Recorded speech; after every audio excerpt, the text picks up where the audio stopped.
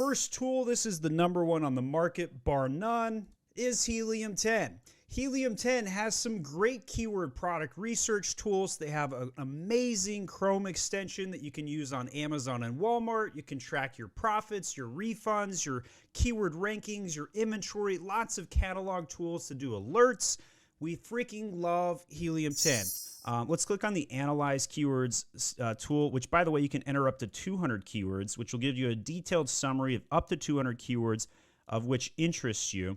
And it'll tell you what's worth keeping using filters and organizing keywords that matter most. So if we were to take this keyword here, as well as sage candles for cleansing house, and we added in sage and sage incense and stuff like this, and then hit enter, let's see what it does when we analyze the keywords. This is a part of the tool I don't use very much, but what you do get is a keyword summary, the average search volume, some of the search volume distribution and word frequency.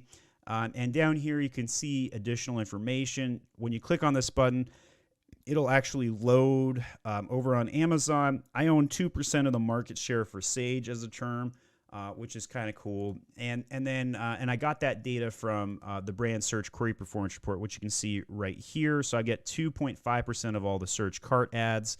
Let's scroll to the far right. I get 5% of the impressions, 4% of the clicks. So in this case, I have what's called a tornado, and that is when I've got more of a higher percentage at the top of the funnel, and it shrinks as it goes down.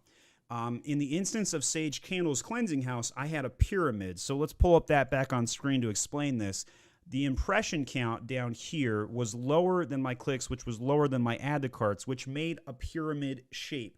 What this means is I need to focus on the traffic of the listing because the conversion rate improved against the market share of all of the competing products, all of the competitors. Keep in mind these percentages right here from the search query performance report are indicative of how I am doing against all other products.